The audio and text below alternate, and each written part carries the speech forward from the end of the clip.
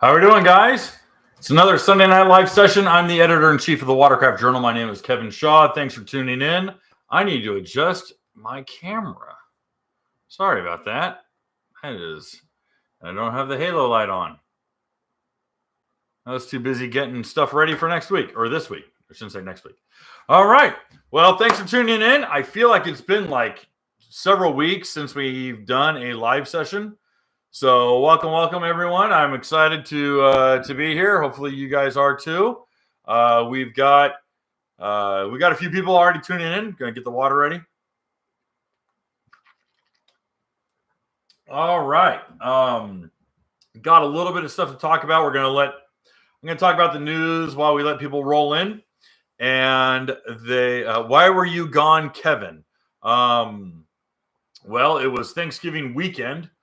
And I took the whole family out to California, and that did a little bit of a Wally World. In fact, no joke, I took them to the actual affiliate of the official Wally World from the movie Vacation, which was what amusement park in National Lampoon's Vacation, which I believe was 1983. What real life amusement park did they film Wally World at? Come on. We're starting hot and fast, man.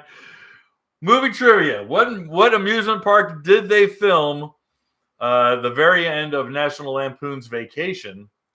Magic Mountain, David Harlan. Yes. Yeah, so my sister lives in Santa Clarita. And so we flew into LAX, which, by the way, nonstop is the way to go.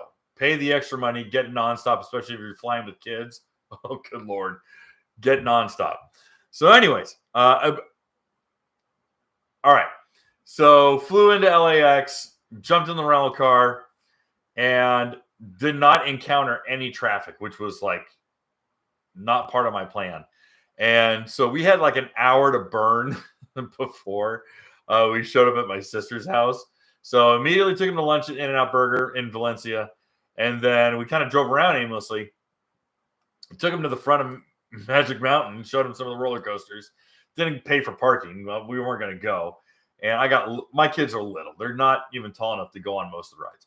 So anyways, turned back around, and then we went and visited one of the advertisers for our other magazine, Mopar Connection magazine. And we went and visited Shannon at Redline Gauge Works, who's in Santa Clarita. Then we went to my sister's and had a good family vacation. That's where I was last week.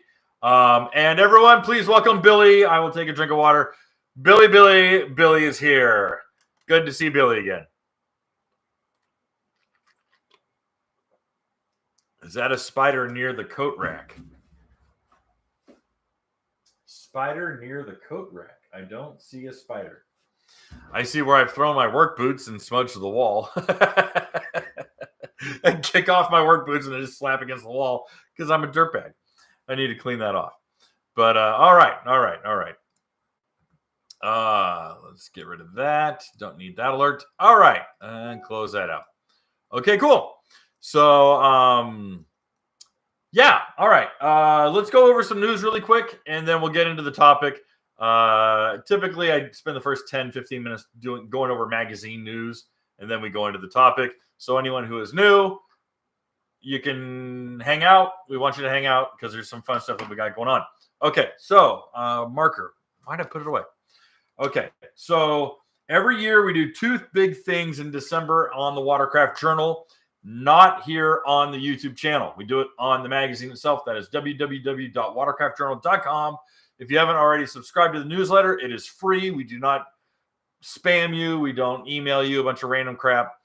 But the free newsletter, it's sent out every Friday and every Monday. Friday is the recap of the articles for the week, and Monday is the recap for all the videos for that week, including the live session. Okay, so either this coming Friday or the Monday after is going to be our Christmas buyer's guide. And that's going to be some, some pretty cool product that we've reviewed, that we like, that we've tested. Strapinos are going to be in there. My fuel tank system is going to be in there. Probably the slippery vest I've been wearing all year. Our UV protecting jersey is in there, and some other really cool stuff that we like to promote and want to share. A lot of people are like, what do you wear? What do you like? So that is what our buyer's guide usually is kind of a recap of stuff that we've been using throughout the year. That is, thumbs up. That, stuff that we've reviewed highly. That's gone well. So Christmas buyer's guide, I'm hoping for Friday, but here's the rub. I'm going to be in Indianapolis Wednesday, Thursday, Friday, and for the PRI, Performance Racing Industry Trade Show. And I'm there for the Mopar magazine and pounding the pavement, saying hi to a lot of our advertisers, trying to get new ones, meeting with some people. It's actually a big event for me. I go to PRI. I enjoy PRI way more than I like SEMA. So I'm going to PRI. Thank you, Greg, for the support. Thank you for the super chat. And happy Thanksgiving to you and yours. I appreciate that. So Friday, we're hoping for the buyer's guide, if not Monday. But the week after that is, of course, the Watercraft of the Year award.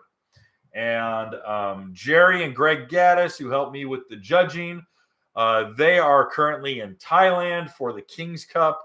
And then two other people that don't like being named are currently a little busy. Everyone's coming back from Thanksgiving.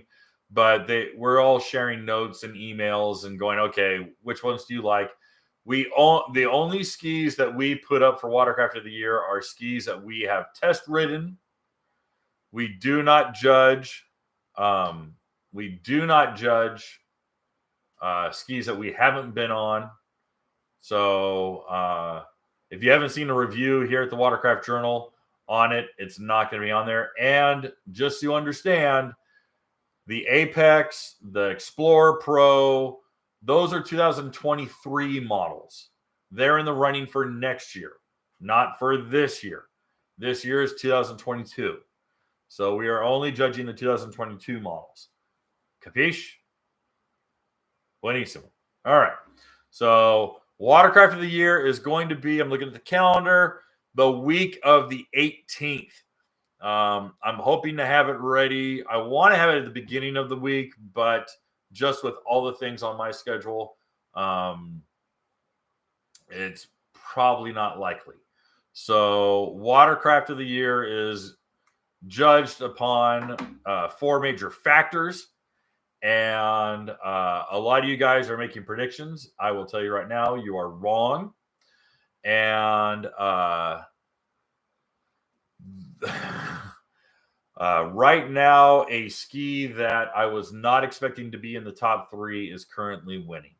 As far as audience or industry reception, sales reception, market reception, innovation,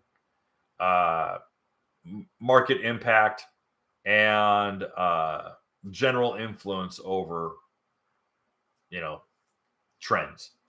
So believe it or not, I mean, I kind of want to share the top 3 right now, but just because I'm really surprised by it, because my pick is not winning, and I'm not happy about it. And the one I want is not the one winning. In fact, the one that I really want that I reviewed is not in the top 3. And that really pisses me off. So anyway, yeah. The one I want is not even in the top 3. So no, I'm not saying it. You guys should know what my personal, everyone's like, Kevin's bought out by Cowie. And I'm like, by the way, I want you to go to Watercraft Journal and count how many corporate Kawasaki ads there are on the magazine right now. 0. All right. I ain't getting a paycheck from Cowie. I wish I was. And I haven't. And trust me, the ski in my backyard does not belong to me. I do not own a title for it. So, yeah. my personal favorite is not in the top 3. And you're saying a brand, you're not saying what model. So anyway, yeah, Honda has been out of the game for 11 years, guys. Yeah, I guess all you want. The numbers came in last night, and I was like, really? That's the winner? So anyways, it is done by committee. So anyway, Billy is over Target. Billy is directly over Berlin. So anyways, can't wait for the Suzuki PWC. All right. So, and then upcoming videos, likely one of these two will probably one more than the other is going to be coming out before the end of the year. And those 2 videos are Fall Mud Bug. I literally just haven't written the script for it and recorded it. I've been too damn busy. Hopefully the avalanche of content that we've put out attests to the fact that I'm too busy. And then we have the Explorer Pro 170 review. That will probably end up becoming like first of the year. So,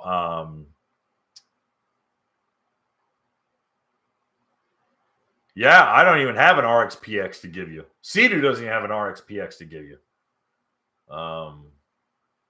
Dude. And don't ask about Yamaha. Yamaha has nothing to let knuckleheads like me get on.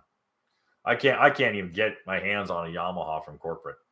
So anyway, so Explorer Pro and Mudbug. I'm currently halfway through the script for Mudbug, fall Mudbug.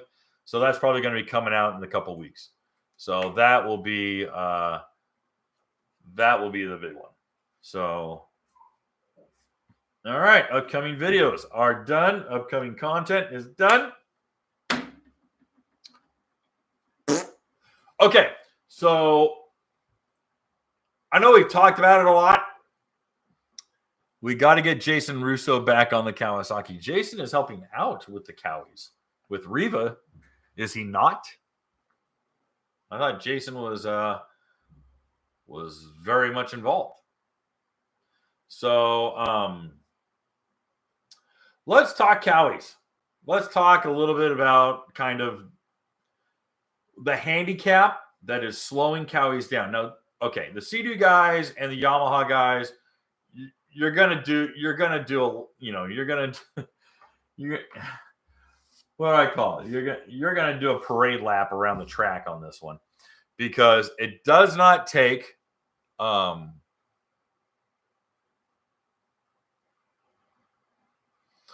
Greg, that's a good question. I need to reconfirm. I believe it was going to be January 7th. I believe it was going to be January 7th, but I do not have a hard confirmation on that. I am a month away. We need to get that locked in and put that up. So, yes, Greg, thank you very much. Thank you for that question. Okay. All right, so let's stay on target. I gotta stop looking at the chats here because I'm getting distracted. I'm moving you over. I am moving the chats over so I'm not distracted. Okay, so the Kawasaki Ultras, the 310s, are working at a little bit of a handicap. And the reason why they are handicapped when it comes to top-end speeds is because, as I've talked about in excessive detail, draft, how much actual boat is under the water line when at speed. Okay. Sea-Doos and Yamahas, when at speed, at full plane, have very, very shallow drafts, have very little boat under the water when at top speed. There's very little of that ski under the water. All right. They are screaming across the surface of the water. Ultras do not. Ultras have a lot of boat in the water. That is because of the shape of the hull. It's very, very deep. It's a cutting blade. It's not flat or rounded. And because of the weight. Call it how we see it. All right. So the Cowies, to that effect, all right, I got to shut this off. All right. The Cowies have been a little bit of a struggle. The Cowies have been a little bit of a struggle in getting up to top speed numbers. It's just the way it is. And it's taken quite a bit of effort to get these guys up and going and get them really fast. Now, back when Cowies Ultra, 07, 08, 09, 10, and high, really the first 4 or 5 years of those Ultras, when they popped out and guys were racing them and really trying to go fast, they were going to turbo kits. They were doing, compression changes with new pistons. They were doing the cam swap for a lot of guys in the early, 250 to 260s years. Were putting naturally aspirated camshafts in the supercharged ski, and that was that was a rowdy combination. But the really fast guys on Ultras, they were running a Lee Manville hull, which was a slightly massaged hull. It was a little bit more of it was like a Ultra front with an STX bottom. That was kind of the Lee Manville combination. And guys are going really fast with them. I mean, there was a lot of world finals competitions with them. There was tons of offshore. There was tons of Catalina and Mark Hahn and Carojet and all the big offshore long distance events. And in Australia, they were all over the place in Australia. But it was just really expensive. And then the FZRs really started to pick up, and everyone was going 82 miles an hour on FZR. And then the GPs came out, and forget about it. GPs were, on fire. They were rocket ships. Same story with the T3 RXPXs. Those were going really fast. So people kind of gravitated away from the Ultras when they could spend less and have more reliable top speed numbers out of the Yamahas and the Sea-Doos. So Cowie took a back seat. Okay. So right now, the talk was, and what we promoted and what I understood and what most people knew, was that the Stage 1 kit from K-Speed, which was for the 2022 models and up, pump wedge, intake grate, and a complete ECU reflash, right, which was close to $3,000. Well, no, the replacement ECU and replacement keys and all those parts was about $3,000, and they were getting about 74 miles an hour in optimal conditions. Now we got guys like JD's Jared Brussels at JD's Waterworld, and he's like, dude, I'm doing about 72, 73 with all this stuff, and he's out in Naples. We have other guys who are got the same kit, and they're doing about 73, 74. So it was a little bit of results may vary. But again, it was a lot of parts to get that big, heavy Ultra up and moving. That was a big deal. All right. Just took a lot. Well, here's where things get kind of wild. Tuesday,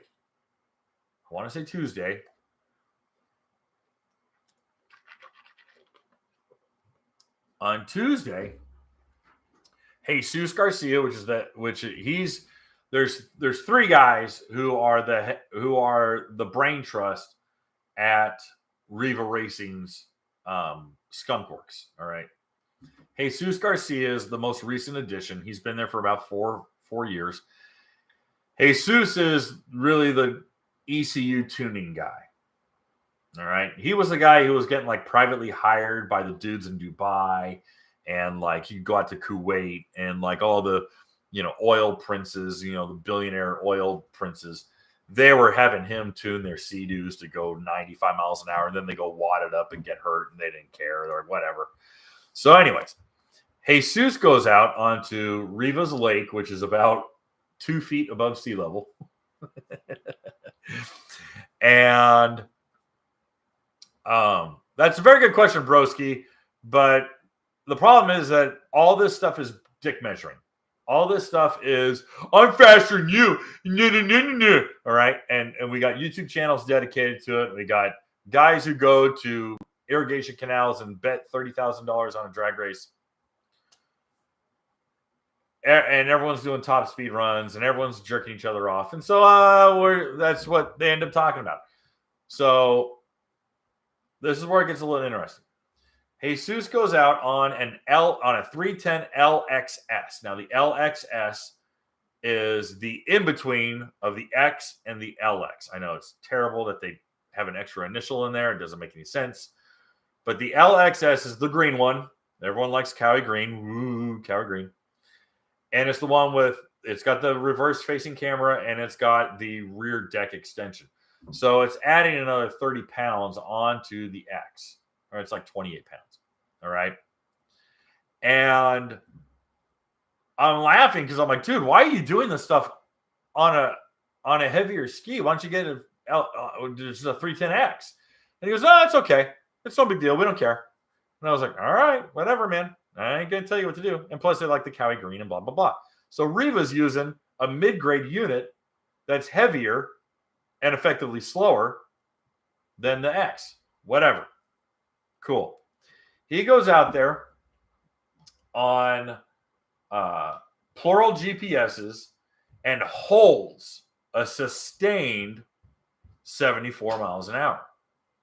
Now, again, sustained top speed, in my view, in the view of Jerry Gaddis and Greg Gaddis, a bunch of other guys who actually care about performance, sustained top speed means more than a flick of a peak top speed. Sustained top speed means I keep it pinned and I am glued at this top speed. And it tops, doesn't flick 75, it hits 74 and stays at 74. Now, mind you, he's trimmed up and he's got, a nominal amount of fuel in it. And Jesus is what, 155 pounds soaking wet? All right. The guy's super lean, great athlete, totally in good shape. Good, I outweigh him by about 80 pounds. So anyways, Jesus goes out, runs 74 on an LXS. About 2 dozen people go, whoa, dude, that's awesome. And I'm looking at this going, wait a minute. That didn't seem right. So I message him and I go, what else is on that ski? And he goes, nothing. I go, what are you talking about? He goes, nothing is on it. He goes, I haven't changed anything. I'm like, that's shenanigans. I'm like, dude, shenanigans. There's no way. And he's like, nope, 8,000 RPM.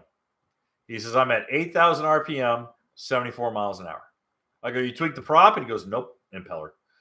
He goes, nope. I go, what the hell? And he says, and so I finally hit him up and I go, dude, can I just get on the horn with you? He goes, sure. So we get on the phone and he's like, hey, Kevin, how are you? He's going, I love talking to Jesus. So I'm like, okay, walk me through this. And he says, well, first and foremost, it's important to know that for 2022, every single management system and the Kawasaki computer management computer, the Kawasaki electronic management computer, the PCM is different. I was like, really? He goes, it is all the guts. He goes, it is every line of code is different inside of there. I was like, oh, okay. I don't know. I don't, don't get me wrong. I've messed with Holley Terminator EFI tuning, on cars. But if you sat me down and said, here's here's all the mapping for a Sea-Doo, I'd be like, I've never messed with it. I really haven't. So I don't speak, I don't speak that language. So anyways, he's walking me through and he goes, hey, listen, the whole code's different. I was like, really? He goes, yeah. And he goes, it took a while to get into it. He goes, but I will tell you that it's one of the cleanest organized codes. He goes, it's very easy to navigate once you can decipher it. I was like, oh, okay, cool. And he says, I went in. He goes, first thing out of the gate, remove the speed limiter. He goes, because the speed limiter, he goes, that speed limiter throws out a parachute at 77 miles or 77. At 67 miles an hour, that ski weighs anchor. Just stops. It's like, you're not going to get it above 67 miles an hour. I was like, oh, well, yeah. In all of our testing, it just comes to a complete deadlock stop at 67. He goes, right. He starts explaining how Sea-Doo and Yamaha they'll run it out, and then they'll back it off. They run it up, and then it goes, oh, and it starts to ease it off. He says, Kawasaki sees you coming and puts a stop on it. And I was like, all right. And he says, that's just kind of how it works. Fair enough. So he says, well, I went in there, took the speed limiter off, and he goes, and I just I massaged a couple things. And he goes, now, mind you, Jesus is the king of, I know I'm talking to the media. I'm not telling this guy everything. So all that being said, the big smoking gun on this, I'll say it this way. The big smoking gun on the whole thing is there's a reason why RIVA is calling it the Stage 1 tune instead of the stock 8,000 tune. It's not stock. It's been massaged. He goes, you know what? He goes, I advanced the timing about 5 to 7 degrees. He says, I did a couple other little things. He goes, nothing too extravagant. It's a Stage 1 tune. He goes, it's effectively without the speed limiter. And people were like, nah, it's way better than that. He goes, but it's just the ECU.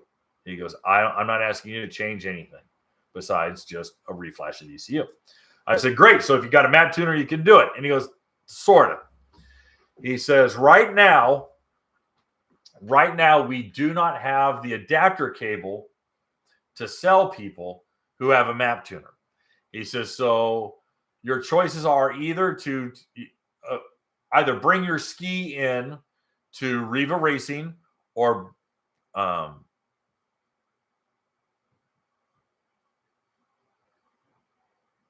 okay, Jimmy, whatever. He says either bring the ski into RIVA Racing or a RIVA Racing approved tuner.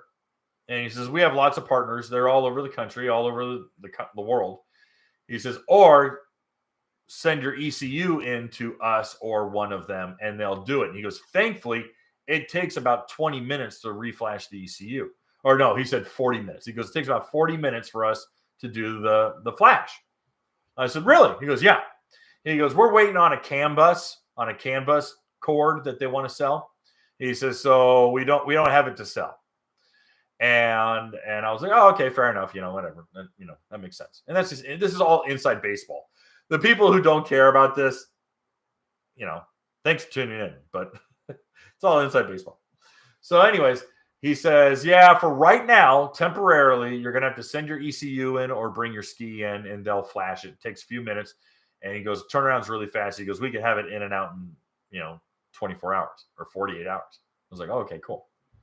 So anyways, he goes, but that's the Stage 1. He goes, Stage 1, we sell it right now. He says, call us up. We'll set you up with someone local and we'll make it happen. I was like, okay, cool. And so I wrote up a story and it was going to go live Friday. And Thursday, I get the email going, hey, final draft of your Apex video is done. So I'm like, I'm pushing the Cowie story back to Monday because I'm going to put the Sea-Doo Apex video and full article up on Friday. And so unfortunately, I had to bump the Cowie story. So a lot of you guys are going to see the Cowie story go live tonight. And I'm telling you everything that's already pretty much in it. So that's the Stage 1. Right now, Stage 1, they're ready to roll. ECU reflash, $600 for the ECU reflash, $600 for the ECU reflash, and you're going 74 miles an hour at 8,000 RPM. Boom. Pump gas. You're ready to go. And you have to run 91, 93 anyway, so run 91 or 93. Then he goes, well, I got to let you know. I go, what's that? And he says, I've already beaten that. Or he says, I've already surpassed that. And I go, oh, yeah? And he goes, well, we're working on the Stage 2 right now.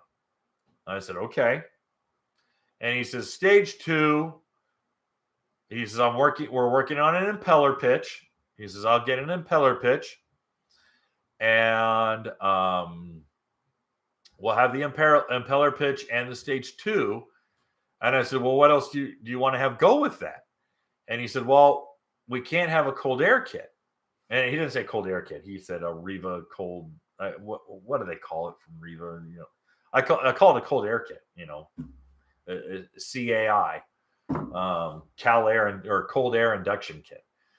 And I was like, well, what's up with that? And he goes, have you looked inside of your LX? And I go, enough. And he goes, where's the air box?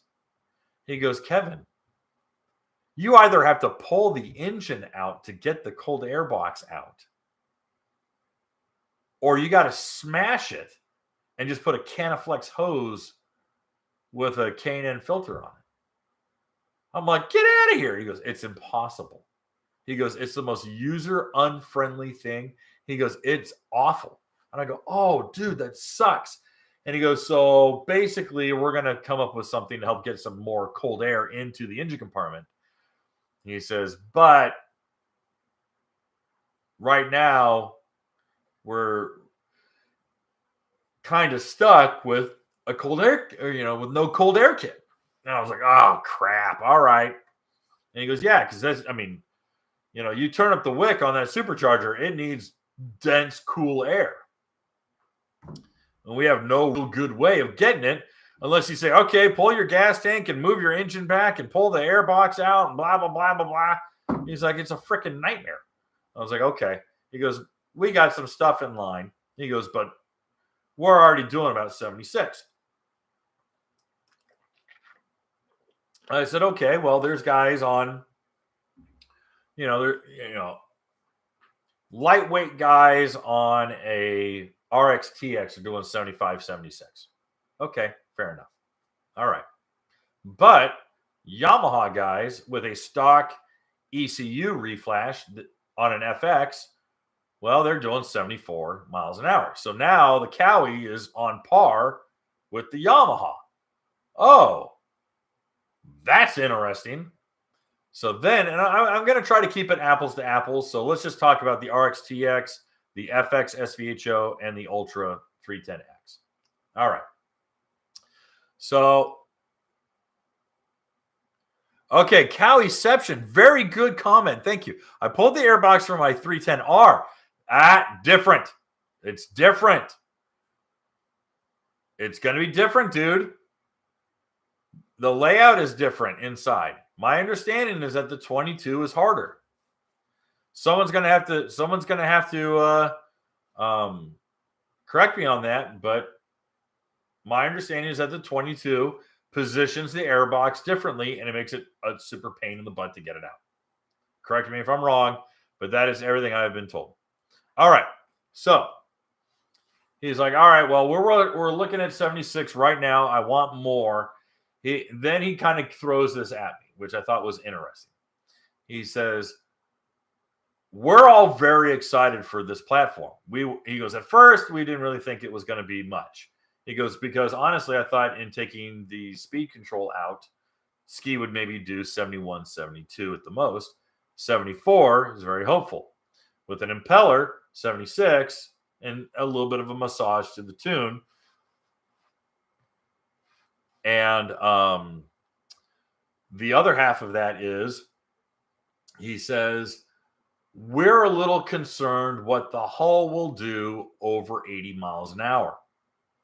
He says, we knew, the guys years ago, like Dustin Farthing, who was putting freaking, Vortex superchargers on his skis and going, almost 80 miles an hour on an Ultra back in like 2010, 2011. Is that there is a little bit of a behavior problem with the Ultra at 80 miles or on 81 miles an hour, 82 miles an hour. It starts getting a little hairy, okay? Because, again, you have a lot of hull in the water. You're saying 84? Woo! So, anyways, they're a little shy of that. They're a little concerned because they're like, hey, listen, this is really a rough water hull. And you start being, Johnny Lightning trying to be as, faster than everyone else, you might get a little pushed out. All right. So, Yeah, with VP Racing Fuel. Oh yeah, he was running 110. He was running the good stuff. You could smell it. I was at what was the name of that resort? Blue River Resort? Blue Water Resort in Parker, Arizona, where he brought that thing out. Oh my gosh, it was a bat out of hell. It was so fast. So, anyways, so right now, Yamaha. Why do I keep saying Riva Yamaha? Okay, it's in my head. So right now, Riva is really locked in at a stage 2 in the high 70s, maybe 77, 78. That's where they want to be for a stage 2. And if there's a stage 2 plus, then it might get you at 80. But we don't know yet. That might be a bridge too far. That might be something they do not want to push. It all depends. So simultaneously, which I thought was rather interesting, is Tim Bushman of TBM Racing, who makes all the ride plates for Kawasaki's for Riva, just started putting up on Instagram that he's CNC cutting new plates. And that was it. So I was like, interesting. So we'll see how that goes. Because the TBM plate was a badass plate. It was a badass plate. So all of this is to say, this is not to say Riva's better than K-Speed and K-Speed's blah, blah, blah, blah, blah. I'm not. I'm a firm believer that steel sharpens steel. All right. I'm a firm believer in competition raises all ships. Everyone benefits from good, aggressive competition. I'm a big believer of that. So if Riva inches ahead on one or two things, that's only going to motivate K-Speed to go, screw those Yanks. We're going to bat for the fences. And I'm all for it. Okay. Because K-Speed's had their, has had their nose at the grindstone, especially in supporting the Kawasaki platform for a long time. I do not expect them to sit back and let any dust settle. These guys are going to go to town something quick. So I really like that kind of competition. I think it's great. Okay. And that's why I kind of like seeing like the speed shops, the speed shops, and they're making gains here and making gains here. And there's all the goofy rivalry online. The drama is BS. I could give a rat's ass about the drama between these guys, whatever. But ultimately, hopefully, what results is superior products for the consumers, you guys. So for the Sea-Doo guys, Yamaha guys, Kawi guys, you're able to pick from a big buffet of a lot of really good aftermarket performance parts. I think that's bitching. I'm excited for that. And I'm actually really excited to see that that Kawasaki has something competitive. So that, to me, is good news. I'm happy to share good news. And it also means that the Kawi guys are no longer on the outside of the party looking in. You guys aren't, with your face up against the glass going, gee, I wish I could hang out with you guys, who are all going 75, 77, 80 miles an hour. All right. Now the Kawie's like, hey, dude, I can run 74 miles an hour or I can run 77 miles an hour all day long and not hurt the boat. Great. All right. That's what I want to hear. Now, here's the kicker, is as much as Riva has been able to tune that ECM to safely go 74 miles an hour at 8,000 RPM, I know for a fact that Dave Bamdis doesn't want to be sued. Most people don't want to be sued. But to that effect, what I'm saying is that all of the Riva tunes are pretty conservative, all right? They don't lean things out to the point that, we're in a dangerous area. A lot of these high-performance tuners, they will lean out that tune to eke out every last square inch of speed, kind of in a devil-may-care attitude, all right? That's why you start seeing a lot of guys roasting their motors. They're dropping pistons and they're burning cylinders and they're burning piston rings because the damn thing is running so freaking hot because they're leaning it out. Okay, lean is good, but to a point. Riva's tunes are never that lean. All right, because quite frankly, they got too much to lose in a lawsuit, so they play it cool. All right. And a lot of people will take the Riva tune and they'll go in and they'll monkey with it. And then they'll add a bunch of parts and they'll go fast for a second or two. And they'll put that post on Facebook and look at my GPS speed. And then the next day they break the tulip off their valve and go, I don't know what happened. It's like, oh, I do. And the guys at Riva are like, we do. And that's what happens. And that's just racing. That's hot rodding, dude. That's hot rodding. All of us in hot rodding have done something dumb. We're like, I pushed it too far, pushed my luck, and now I'm paying for it out the rear. So that's the news that I'm excited about. All right. Now, it'd be cool if I had Jesus here to answer questions and we could kind of have a live dialogue. But again, we're not ready yet to have guests on. And I haven't really been monkeying with the software and I need to. And so that's on me. So my lack of time management is the reason why we don't have someone on here from Riva going, Kevin's full of crap. Let me explain to you what we're doing. So anyways, but I'm taking pot shots at myself. All right. I will take a couple questions and then I will share my silly Taiga Orca story, unless you want me to share the story now and take questions later. If you want me to share the Orca story, I can do that. All right. I know I saw some questions. All right.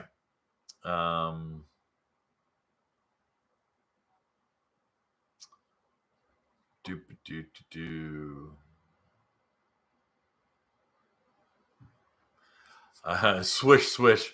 And Swish Swish says, it looks like Cowie has copied the Cowie color scheme for 2023 on the GP1800R. Believe it or not, both Yamaha and Sea-Doo have gone through a variation of Cowie green. It's never really Cowie green.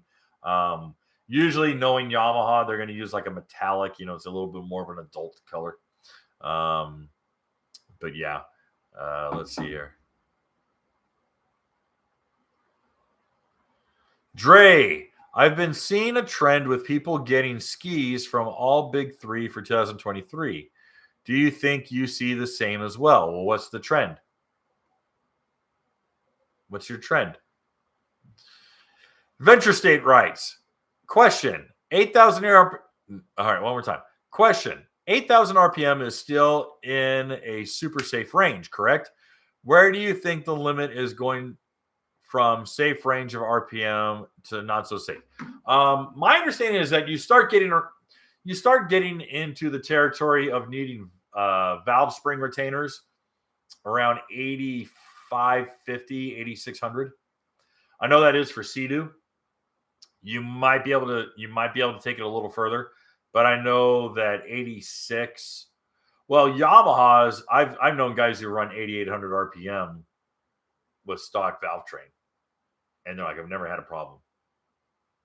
I don't know if I'm that brave, but we'll see. But for the Cowie, I think it could run up into 84 without being a problem. And around 85, 86, you might want to put the valve spring retainer kit in it. But again, wiser minds will share. So, all right.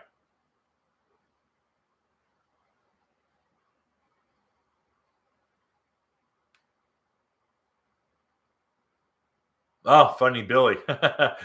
Most I know that own the 2014 and 2021 Kawasaki 310s will tell you the same. Once you install the cold air kits, there's no turning back in regards to putting a stock airbox back in the ski.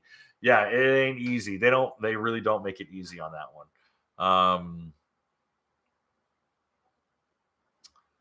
All right, I think I skipped ahead. Rats.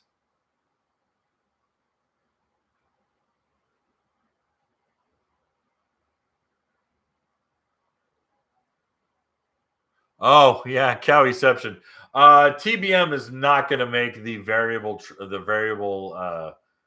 It wasn't it wasn't a variable plate. It was a brake. It was meant to be a trim tab. It was an integrated trim tab in the back of it to drop the nose for the corners. That's what that plate was. And the problem was it was priced way outside of it was just so it was just really heavily priced, and so it just didn't move. Again, because the Ultra wasn't being used in closed course racing. James, good point. Yeah, the motor needs to come out unless you to remove the airbox unless you cut it into pieces. Yep, that's exactly what Jesus was saying.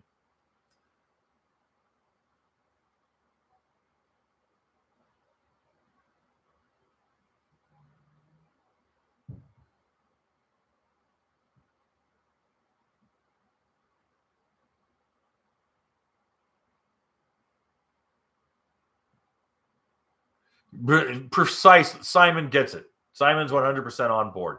Simon writes, the fact that RIVA has been around for so long indicates that they want to keep the performance gains at a sustainable level. So it's not what you would call the bleeding edge, because that's dangerous. And all it takes is one or two little hiccups or bad combinations, and now you're hurting the engine. So their tunes are very conservative.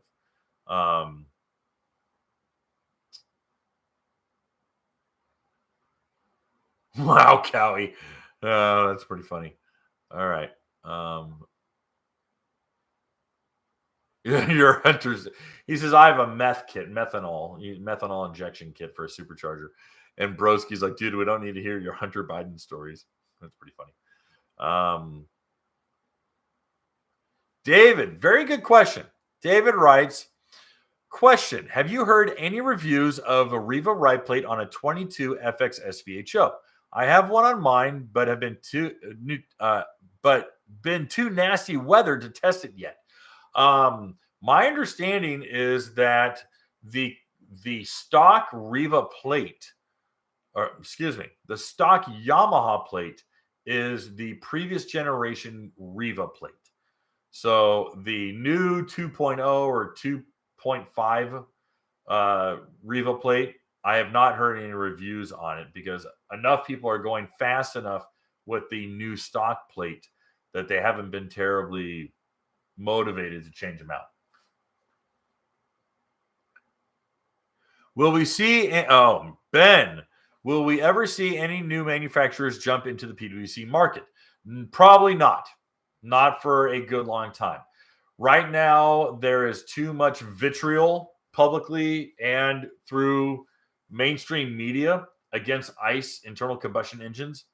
They're saying the ICE age is over and all this BS. Hell, Hot Rod Magazine and Motor Trend. Johnny Hunkins just put out a freaking article on Motor Trend saying how gasoline engines are dead. I'm like, this is Motor Trend, and you guys are dancing on the grave of internal combustion engines right when Toyota and GM both go, dude, we're not killing ICE engines. So I don't know what the hell you're talking about. So there's just too much heat on internal combustion engines. There's too much heat on all the a-holes talking about carbon footprints and carbon this and carbon that and boo-hoo-hoo. So right now, the big three are just concerned with keeping their doors open, making sure they have supply chain, that they can pump out product. Thus far, there hasn't been any major hiccups with supply chain, with production. So far, everyone seems pretty copacetic. But that all being said, there were prototypes being tested in 2018, 2019 by Honda and Polaris.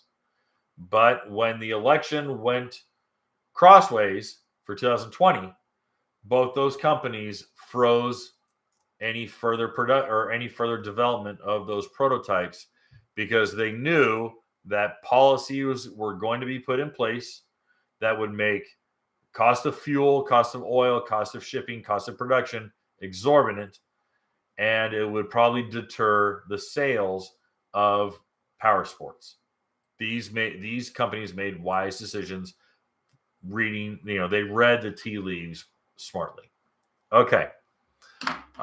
Tim Judge personally told me that the Kawasaki valve train is good to 8,700 all day. Well, that's good to know. Question: would Yamaha ever put the cross-plane R1 engine into a ski? I think I would buy one in a heartbeat. Dude, that'd be gnarly. I strongly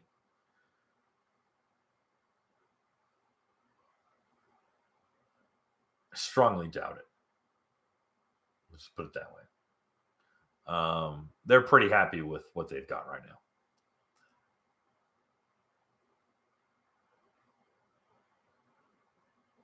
Oh yeah, Cowie. I saw the synthetic fuel stuff too. I don't think it's going anywhere. Honestly, I really don't. Yeah, I don't see it going anywhere. Let's just put it that way. Who is Tim Judge? Oh, Chris. Oh, Chris Stone. Bless your heart. Oh, good Lord.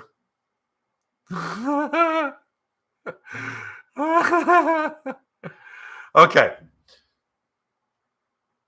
Gather around, class, and let me tell you the tale of who Timothy Judge is. Tim Judge was one of the first signed watercraft racers for RIVA Yamaha when RIVA ran the factory Yamaha race team. All right, all through the 90s. Tim Judge was an exceptional rider. He also is an accomplished dirt bike motorcycle rider. He's an accomplished skateboarder, if I recall. Tim is he is one of those like stoic geniuses. Ramrod straight, rail thin, leathery as a work boot. Good looking guy. He's a sharp looking dude, even in his 50s. And he's got a little scraggly goatee every time I ever talk to him. And Tim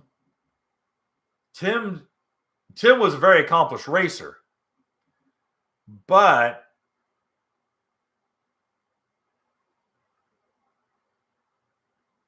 Tim's not related to Mike Judge. No. Is he really? Or are you just yanking my chain?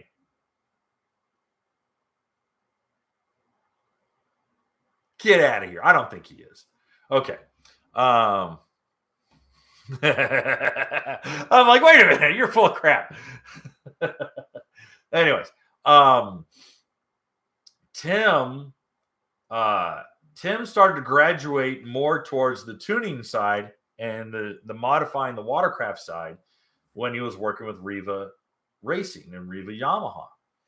And he started to innovate. He started to kind of look around and go, hey, wait a minute. What if we did this? And what if we did that? And he started getting better and better and better and better and better at it. And so Judge Motorsports, he created his own brand. And when he broke, well, here's the kicker.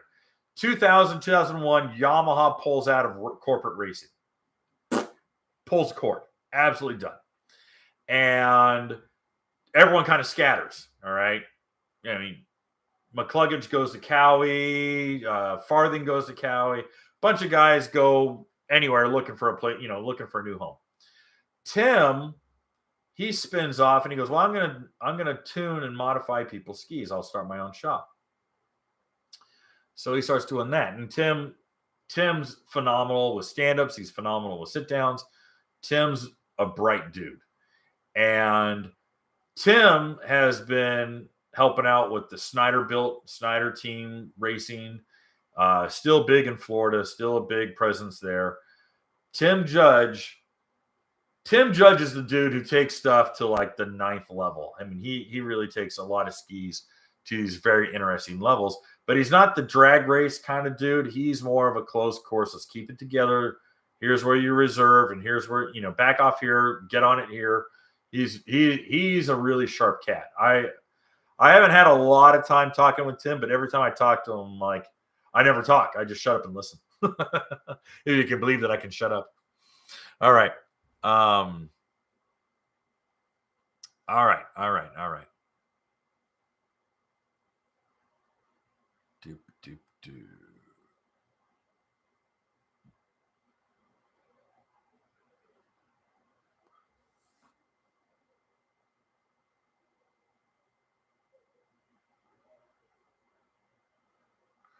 Teddy's Ventures writes, I weigh 280 plus pounds. So if Jesus is getting 76 with a stage 2 at his lower body weight, I could expect 73, 74 using 93 octane. Well, he's using 93 octane anyways. Interested to see if they can finesse 77, 78 when they finalize. Yeah, I'm probably jumping the gun and saying what their stage 2 kit can do, because that's not fair to them because they're still working on it. So please don't call up RIVA and go, Kevin said, because it's not done yet. It's not advertised. So I'm just kind of letting the cat out of the bag a little early, or at least I'm letting you know what color the cat is inside of the bag. But yeah, there's more to come out. So definitely tune into RIVA Racing's social media. Like, give it a follow, because honestly, you're going to be excited at what you see. I think there's going to be some really cool stuff coming out for the Cowie guys. All right.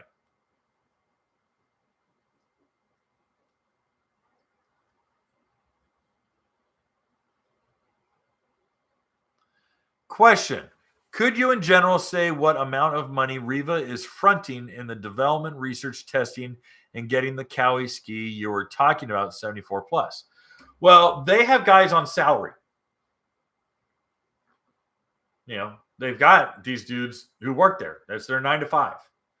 So the RIVA has, obviously, you got to crack eggs to make an omelet. You got to spend money to make money. All the little idioms that we all use.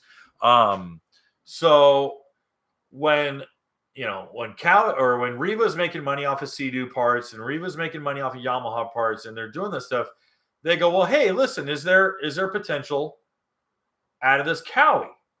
And everyone at the time, and what Jesus told me, he goes, maybe like 71, 72, and I don't know. So they just went into the code. It took them a month to get into the damn code. They get into the code and they go, I didn't see your question, Marino. Question. I bought a 2016 RX PX 300 25 hours on it. Is there anything I should look out for? Yes. Done tons of videos on that. Done tons of videos. All you have to do is go to the search bar, type in Sea-Doo, first mods, break-in, or just go to playlist, hit Sea-Doo, and start scrolling. You'll find more than you'll ever need. Carbon seals number 1. Carbon seals number 1. Number 2, wear ring. Look at the prop. Look at the impeller. I keep saying prop. Look at the impeller. Look at the wear ring. And then look inside and see if there's a big gray smudge for carbon seal. All right. So, Yamaha. Ugh. RIVA is going, all right, well, Jesus, why don't you get into it, take the speed control out, and see what it does. It does 74. And he's like, holy shit, okay. And he calls Dave, and he's like, you're not going to believe what this thing did just now. He's like, what are you talking about? He goes, damn thing ran 74 miles an hour. He goes, all I did was advance the timing and take the speed control out. He's like, well, damn, what else can you do? And there they go. Because they did not think that the Ultra could have been competitive with the FX. The ST3 is a more slippery hull. So it's going to be more receptive to tuning. It really is. That's why you see guys with aftermarket shops, they do a stage 2 kit or a stage 3 kit, and they go 87 miles an hour, 88 miles an hour, 90 miles an hour on an ST3. And everyone goes, Kevin's full of crap. The ST3 is great. Well, it's great on glass if you're pinned out and your feet are hanging off the back because you're doing the Superman on the seat. All right. And you'll find that the ST3 is actually faster top speed wise than the RX PX, because the RX PX has a more aggressive hull, has a deeper keel. See how things keep repeating? It's like poetry. It rhymes. Okay. So, yeah, there is definitely potential there. Now, will RIVA offer a supercharger wheel? Will they offer, because, make boost, man. But here's easy ways to make power out of a Cowie. All right. Obviously tune, not even cracking into the engine. All right. If people tell you start opening up the engine, the first thing out of their mouth, I walk away slowly and don't make eye contact. All right. Don't bare your teeth. All right. To Tim Judge's point, 87 RPM can take it. Great. I was going to say 86. I said 85, 50. But if 86 is safe, he says 87. Cherry. All right. Here's what you want to do. Here's where you make speed out of a Cowie. All right. Get the damn nose up. How do you get the nose up? I prefer ride plate. Pump wedge is better. Wrong. Pump wedge is easy. Ride plate is better. Because ride plate is the actual hull. You're moving the whole nose up. Number one. Number two, tune, obviously. Number three, supercharger wheel. All right. You start, superchargers, Hellcats, Mustangs, blown Camaros. All these guys are working with superchargers. All you do is get your wheel ratio right. There's people who are smarter than you who do this math and figure out, okay, what can we do ratio-wise? So it's like a 108 or a 109. Okay, cool. Now we're in Party Central. Now we're making some boost. Okay. Number three, wastegates. These skis come with a wastegate. All right. And they have, they read a signal pulse. So what do? Sometimes you can block it off so that wastegate is never opening up and it's just shoving all the boost it can through it. It's not a great idea. All right. But sometimes they just have you change the spring in the wastegate. Sometimes they put a regulator on it.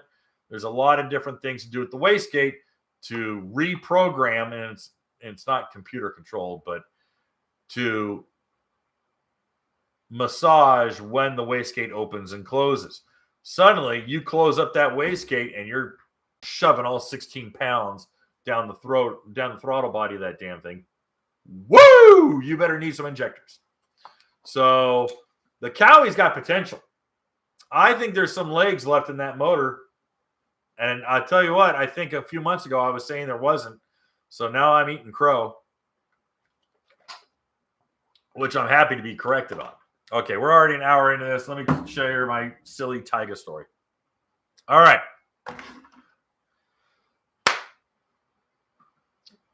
Middle of June this year, I get an email saying, hey, we're doing a press intro in Vermont on the new all-electric Taiga Orca watercraft. I said, great. I'm excited. When? And they said, 2 weeks from now. I'm like, what? And they said, 2 weeks, we're going to do it. Well, in 2 weeks' time, I was going out to North Carolina to do my film shoot with the GTX Limited 300. I'm like, I'm sorry. This takes precedence. All right. Because quite frankly, I have a relationship with Sea-Doo that means more to me than a flash in the pan potential watercraft. So I didn't want to be rude about it, but I'm like, guys, I'm sorry. You did not give me enough heads up. Now, if you want to do something beforehand, you want to do something afterwards, I am available. But that entire week, I am gone. I am in North Carolina. No response. So I send a follow-up. No response. I'm like, okay, great. Now I've insulted them. So I go do my film shoot. Whatever. And about 2 weeks later, I said, oh, what the hell? I'll email him again. So I email him again. And I said, listen, let's figure something out. I'll meet you halfway. I will travel halfway. Tell me what we can do to make this happen. I will go at my own expense. What can we do? And I get this email back from this marketing girl who says,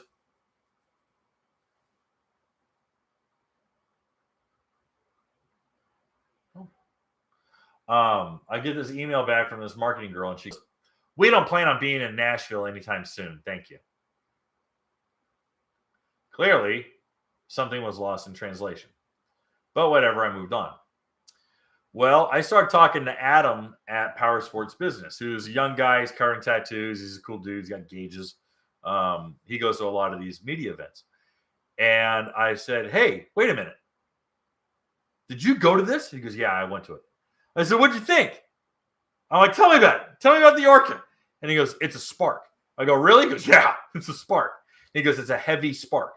I go, okay. And he goes, and they wouldn't let us ride it for more than 20 minutes. And I'm like, what? And he goes, we literally got 20 minutes to ride it. And I was like, are you out of your mind? He goes, bro. I'm like, do they not like rotate them out? And like, you've got to jump on another one for another 20 minutes. He goes, Kevin, I got 25 minutes of riding time on that ski. I flew out there. They wine and dined me. I rode it for 20 minutes. They called me back in. I came in and I was done. I'm like, that's the dumbest thing I've ever heard. And he goes, I can't believe it. He goes, that's literally all they gave us. And he goes, and now mind you, this is Adam, and I can't remember Adam's last name. Dang it. Adam's saying, he goes, dude, I'm the only boat guy there. He goes, he goes, and I could not believe you and Greg were not there. And I was like, well, I can't speak for Greg, but I was in North Carolina. I was doing a week in North Carolina. And he's like, oh, okay. Well, I was like, man, maybe Kevin's sick or something, or he got hurt. And he says, dude, the people they had there, they wouldn't let us take the seats off. They wouldn't show us one taken apart. They wouldn't show us anything inside. They wouldn't answer any questions about it. He goes, it could have had 2 leprechauns on hand cranks and we wouldn't have known. He says, there was nothing inside. He goes, they didn't tell us a damn thing about these skis. Anything that you couldn't find off the website. And I'm like, was it the marketing agency or was it actual Taiga? And he goes, there was 2 people from Taiga and the rest of them were all like 28-year-old marketing people. And I was like, oh no. He goes, yeah, dude. He goes, it was a total waste of time. And I was like, well, did you do it? He goes, I did an article. He goes, we did an article on it. And he goes, and I just basically threw my hands up and went, I don't know jack shit about this thing because they didn't tell us anything about it. And I started laughing. I'm like, all right, well, I guess I didn't miss out on anything. Check this out. So like a week and a half before I'm flying my whole family out to California, I get an email from the same people. And I'm like, oh no, here we go. And they go, we want to invite you up for a media event. I said, awesome, I'm game. When? And I was like, if they say Thanksgiving week, I'm going to pull all my hair out of my head. I'm like, I can't take this. And they said, we're going to go out. And I want to say it was like December 1st. Or no, it was the 30th. It was November 30th. They're like, November 30th, we're going to fly you out. And you're going to ride on the 1st. And we're going to fly you home on the 2nd. I said, I'll be there. Where are we going? And they said, we're going to Duck Key in Florida, in the Florida Keys. I'm like, awesome. That'll be great. Sign me up. I fill out the whole questionnaire. I fill out everything they want. I said, listen, is this going to happen? Is this happening? What's happening? What's going on here? And they're like, no, yeah. We're getting the flights all arranged. And it's going to be you and like 5 or you and 3 other people. It's going to be 4 of you. I said, oh, okay, great. That'll be awesome. Whatever. And I'm like, I'll bring all my cameras. I'm going. And they're like, great. And then radio silence. And I'm like, okay, normally I get an itinerary like a week before I fly, maybe 5 days. Okay. So we're in California and I haven't heard, and I'm on my phone. I'm on my laptop. I'm checking email. I'm on this laptop. This is my travel laptop. I'm looking at my desktop right now. My iMac or whatever the hell it's called, and my MacBook. And so I have my MacBook with me. And I'm like, okay, I haven't heard from these guys. So finally, I'm like, I can't take it any longer. Thursday night, Thanksgiving night, all right? We're tucking the kids into bed at my parents' house. My wife's wiped out. She's crawled into bed. She's on Instagram. And I'm like, I got to answer emails. I've got a week's worth of emails. So I open up my laptop. I sign into my folks' Wi-Fi. That's terrible. And I'm like, I can't take it any longer because I'm looking at all my reservations for all the travel that I've got this whole week. You know, I'm going to Indy this week. I got something else the week after that. Blah, blah, blah, blah, blah. I'm too damn busy to not have an itinerary from these guys. So I send an email out and I go, hey, team. And it's like all 4 people. I'm like, I haven't gotten my flight itinerary yet. Can you just confirm that I've got my flight itinerary into Miami and that I've got transportation from Miami to Duck Key? Because I know it's like a 2-hour drive or an 1.5-hour drive. I'm like, can we make sure that I have everything lined up? Let me know. Or let me know if I need to arrange things and you're going to reimburse me or whatever. Right? That seems fair. That seems, not confrontational. Just going, hey, just wanted to make sure we got our ducks in a row. Nothing. Radio silence. Thursday, Friday, Saturday, Sunday, Monday, I can't take it any longer. I'm like, you want me to fly out Wednesday and I haven't gotten a flight itinerary for and it's Monday. So I'm pacing the ceiling. I have to get something. So finally, my wife's like, you've got too much other stuff to do. You've got way too much work to do to worry about these clowns. And I was like, yeah, but this is a big deal and it's electric ski and these guys are ready and blah, blah, blah. And she goes, what time is it? I'm like, it's 10 a.m. And she goes, Kevin, you wait till 1 p.m. and then you send them an email. And you say, guys, I'm sorry. It doesn't seem like it's going to be happening. So unfortunately, I'm going to have to back out. And you see what they say. So sure enough, at noon, I jumped an hour. I sent them an email. I'm like, guys, I haven't heard anything. No one's replied to me. I'm sorry, but with my flight supposed to be on Wednesday and it being Monday at noon, I don't think this is happening. I'm sorry, but unless I can get everything within the next hour, I'm going to have to back out. Within 20 minutes, I want to say within 20 minutes, I get an email from the same girl who said, I'm sorry, we don't go to Nashville. She says, oh, I'm very sorry, but the event was canceled last week due to conflicts in travel.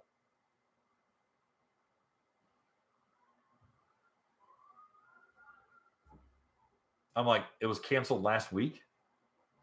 How about that email? I'm thinking, these guys are... I don't blame the company. But now I have a real chip on my shoulder about agencies. Agencies are pilot fish. Agencies are... What are the names of those fish that eat the algae on aquariums? That's agencies to me. I have no confidence in agencies. Suckerfish. Thank you. Plico? Is that an L? Plico? They're called Plico? Wow. Okay. That's the first I've ever heard that name. Funny. All right. So I'm just like, dude, these guys are clowns. I shouldn't say that. But I mean, that was the funniest damn thing. I was like, what the crap is going on?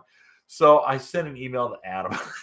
I'm like, you're not going to win it. And he starts laughing. He goes, you fell for it again. I'm like, yeah, I know. I'm a sucker for it.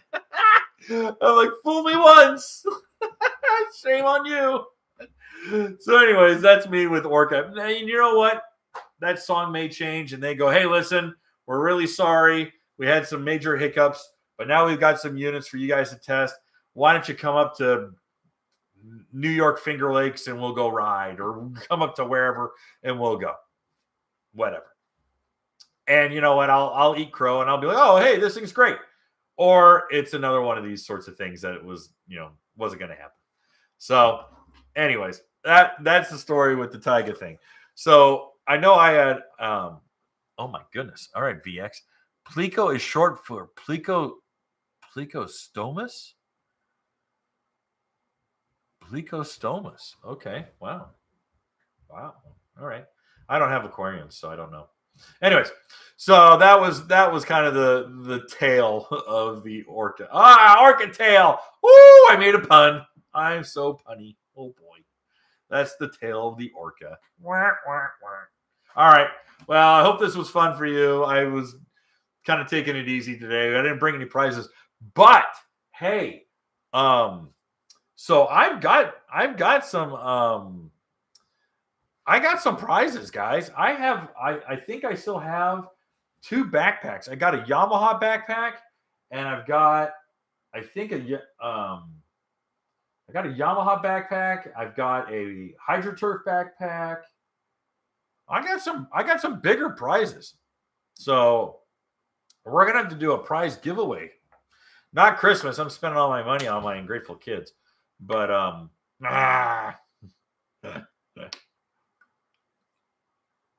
anyway, we'll do something in January. I need to confirm that we're doing the ride in January because I think that'd be fun. I definitely want to do it on the Cowie. And oh, thanks, Marino. Glad you popped in. Engine wise, you should be good on that RXP or RXT, whatever it was. And the 2 big things really are carbon seal. Look for telltale signs that there's water inside. Look at the wear ring and the impeller. Oh, Chris, you booger. All right, I was signing off, and I get a super chat from Chris. All right, it's only $5. I should ignore it. All right, Chris writes, Can you permission and will you install a new tune and mods like that? Also, thanks for the content. Never gets old. Henry, thanks for the super chat. Will I install mods on my Ultra LX that I have? No. I'm not going to reflash the ECU on the Cowie. Now, I'm doing that for a couple of reasons. First, I'll probably end up going down and riding a modified Ultra around springtime of this year. They're gonna have an Ultra that'll be modified. It'll have like a stage 2 kit on it, and they'll let me take that out. And then that LX gets returned early next year. And I go out in April to ride a new unit that every time I talk about it, I get a text from Cowie going, "Nuh-uh, you don't know," which could just be me, it could be just baiting me. Could be the R, could be the naturally aspirated LX, it could be the X2, it could be a pogo stick. I don't know. So we'll see. Yeah, the 350 RR. Can you imagine? No one's got the stones to do that in this economy. There's no way. Dude, they're paying a target on them so big, you could drop a bomb on them from space. Yeah. The little electric bike. My knees would be up here. It'd be like a brand on Goonies. My bike. All right. All right. Do you have a list on your website for all the wear items on the Yamaha Cowie and Sea-Doo? No, I do not. Question. I drive a Subaru WRX with a manual transmission. My uncle says I'd burn the clutch up if I tow my Superjet. Well, if you drive like an idiot and you're always on the clutch, then yeah. But you'd burn your clutch up in anything if you drove like an idiot. I mean, Henry, you've asked me some questions that make me a little suspect, but WRX isn't an STI. STIs are bitching. I'm not into JDM cars, but Subaru WRX STI. Woo! That girl shits and gets. That's a fun car, dude. What year's WRX? No, unfortunately. What year? Come on, tell me what year, Henry. 20. Oh, Oh, those are the weird ones.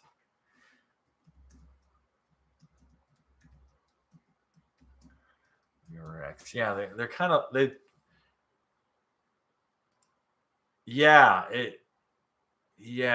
took all the fun out of that design.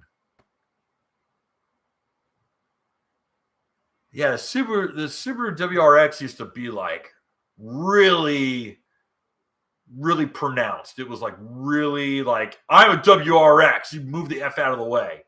And now it just kind of looks like a Lancer. Ooh, dude. And you went to a WRX? What's wrong with you?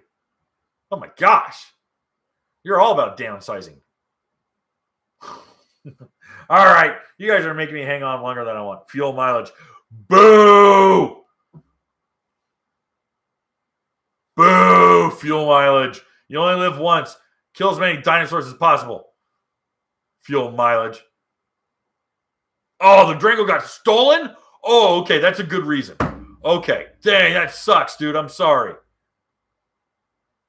That sucks.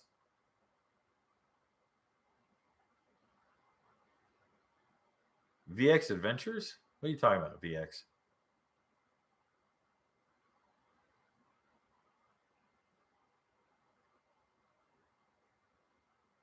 What's VX talking about?